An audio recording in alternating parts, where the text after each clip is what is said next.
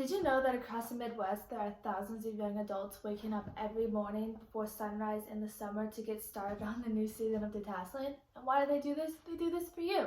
Because at some point in your life, you have probably consumed animal byproducts in some way, whether that be a glass of milk or a cheeseburger. And if you haven't, you've probably consumed corn byproducts like cereal. None of these foods would be available to you without the work of a detasseler.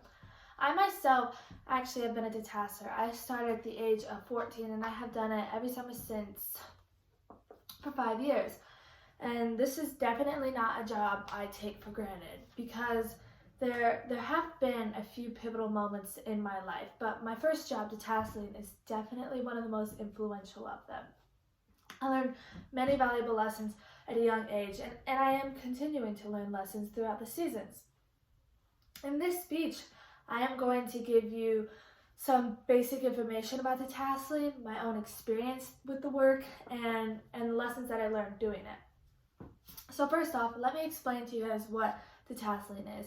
Detasseling is a form of pollination control where there's male and female corn in the field. You want to make sure you detassel all the female corn, which is essentially you're depollinating the female corn so that the male and the female can reproduce in time and create the desired hybrid. This can be done in a couple of ways, either by machine or by hand. It is usually both because the machine is very inaccurate and it is important to have as little as possible of the female tassels left in the field because one tassel left can pollinate a whole acre around it. So it's usually both methods.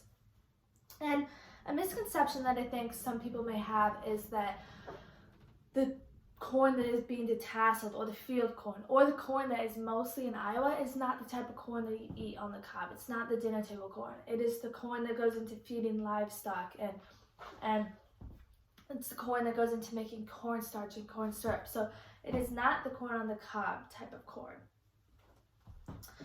Although detasseling, it is a pretty straightforward job, there are a couple of difficulties that I definitely learned within day one of the job. My basic experience with it is you wake up around 4 a.m., you get ready, and then you head to the bus stop for the hour-long bus ride out to the fields in the middle of Iowa. From then, the corn is wet. It's really wet, it's cold, and you just try to get through the morning to get to the afternoon so you can dry out. Once the afternoon comes, you start to warm up a little bit. It's nice for a little while, but then it becomes unbearably hot because, it is peak temperatures in the middle of Iowa and you're wearing long sleeves, long pants to prevent rashes and cuts. So it gets pretty hot. You get tired, hungry, dehydrated. It is not fun. It is hard. But the day soon after comes to an end. It's usually around 4 p.m. in the afternoon. You get to go home, wash off the pesticides, wash your clothes, and try to let your body rest up for the rest of the day.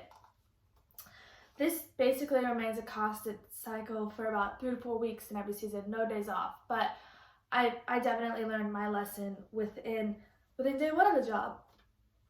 I really never gave much thought into what went into the things my parents provided for me, like food and clothes and toys on holidays and stuff. But after this, I really it is a cliche, but I did learn the value of $1. Before, it wasn't that I was ungrateful. I just didn't really fully understand because you don't understand until you've had your first job, until you're the one making your money. But now I really do appreciate the things that have been provided for me, and I am much more conscious of spending my own money because I know the work that went into it.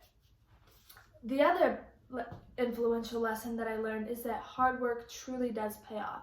Despite the fact that at the end of the hard season you get a pretty nice check, I learned work ethic and I learned that to get through hard times or tough times, because I know that in the end that something good is going to come out of it. So that is definitely a valuable lesson that I learned because of this job, and I don't know if I would have the same work ethic or mindset if it wasn't for this.